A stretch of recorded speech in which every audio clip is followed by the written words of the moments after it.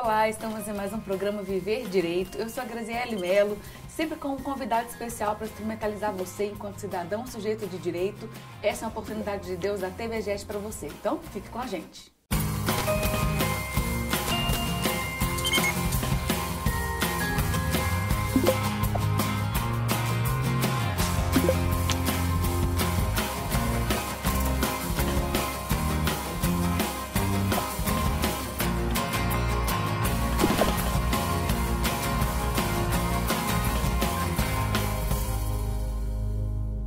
No programa Viver Direito, sempre com convidado especial, hoje tem aqui a Gal Rosa, que é empreendedora social, embaixadora do movimento Lab 60+, que ela vai explicar pra gente daqui a pouquinho, gerontóloga, para falar sobre consciência para a longevidade. Nossa, a gente tá falando muito bonito, então eu gostaria que você me ajudasse a traduzir tudo para essas pessoas, contando um pouquinho da sua trajetória, né? Muito obrigada. Querida, prazer todo meu estar aqui. Que prazer bom. estar falando para vocês também, né? Um pouquinho da consciência da longevidade, Isso. ou para a longevidade.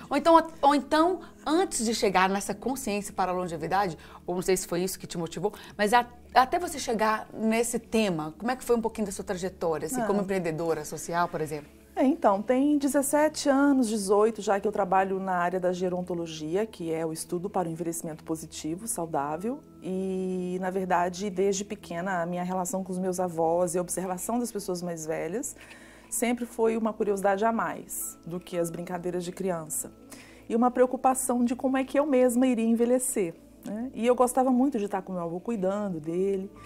E na medida do momento em que eu fui percebendo, né, que o mundo ele pode ser muito melhor quando a gente aprende com as pessoas mais velhas, eu comecei a ter um olhar bem aberto para estar desenvolvendo coisas com relação ao que é envelhecer bem e aprender.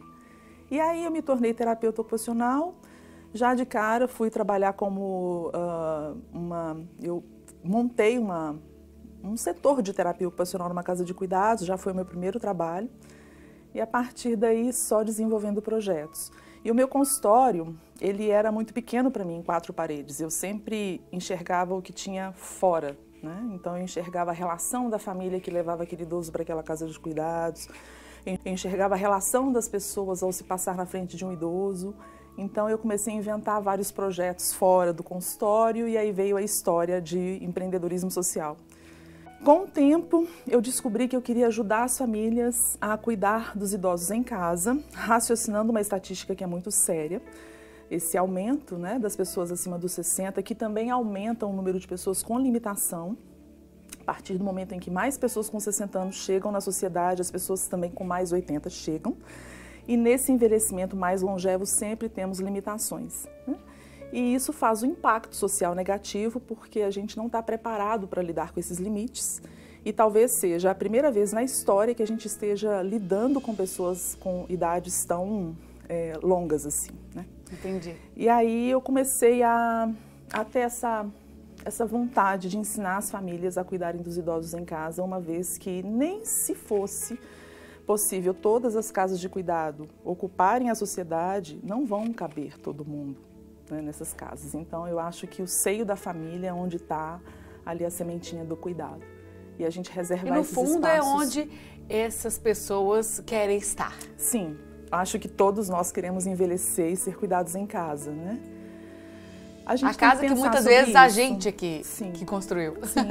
Né? E eu acho que isso é algo para a gente pensar, exercitar essa visão no momento em que a sociedade está muito divergente com ideias, conceitos, muita coisa chamando a atenção para o lado de fora, a tecnologia nos expondo muito, então as pessoas se tornando muito individualistas, né? Então, isso é uma forma muito ruim de se preparar o envelhecimento social. Então, eu costumo dizer que nós estamos no momento de pensar sobre o que é longevidade para todos e como é que eu quero envelhecer. E tem uma estatística interessante, Grazi, que é assim, para que você tenhamos cuidadores no futuro, nosso cuidador deveria estar nascendo agora.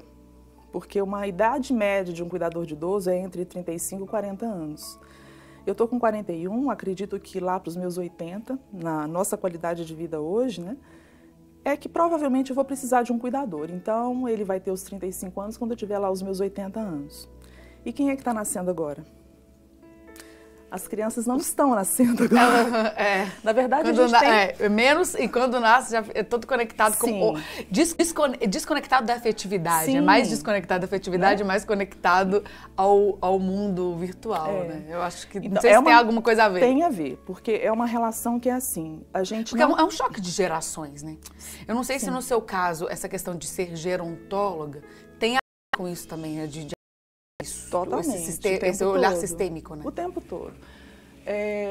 Nós não estamos repondo a sociedade com o número de crianças que está nascendo. Então, a taxa de natalidade está muito pequena, né? Então, para a gente repor uma sociedade, no mínimo teriam que nascer duas crianças por casal. E está se nascendo 1,8 crianças. E essas crianças estão nascendo em bolsões de pobreza, porque as mulheres, em sua maioria, não querem ter filhos tão cedo. E as crianças em bolsões de pobreza, para a gente reverter a capacidade delas de servir a sociedade de forma positiva, nós teríamos que ter um sistema de educação de primeiro mundo. E nós não temos, infelizmente. Então, essas crianças têm uma chance de chegar aos 25, aos 30 anos de idade, talvez. Ou seja, nós não temos cuidadores no futuro.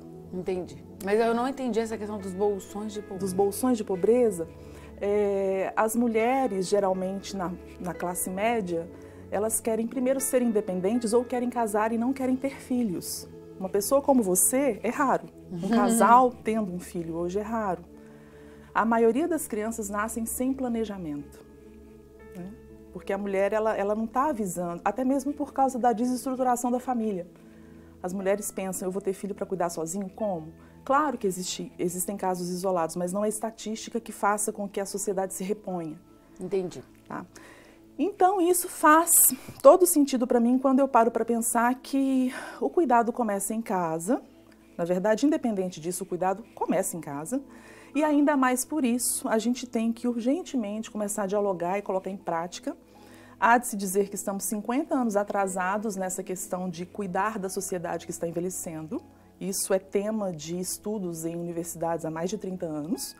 Mas agora que a gente está chegando a declarar isso, nós já estamos muito atrasados. Então, isso me faz pensar que a gente tem que, de fato, fazer com que essa cultura de cuidados aconteça. E não é estranho pensar que a gente vai precisar ou que pode precisar, né, de alguém. Não. Porque normalmente ninguém pensa muito nisso, né? De ter cuidado. Pensa que assim, pensar em uma longevidade é você ter qualidade de vida, você viver bem, você envelhecer melhor e tudo mais, ótimo, né? Mas esquece que mesmo que isso aconteça, retarde essa necessidade, pode ser que você precise de algum cuidado, né? Na verdade, nós somos essencialmente necessitados de cuidados. Isso em geral, né? O ser humano é o único ser que, se ele não for cuidado quando ele nasce, ele morre. Os animais não. Eles têm um instinto, eles aprendem a se virar com poucos meses. E nós não. Né? Para a gente formar pensamento, conceitos, opiniões, né? Termos aí uma estrutura de vida que faça com que a sociedade aconteça, a gente precisa de ser cuidado. Né? E vamos parar aqui porque tá muito chique.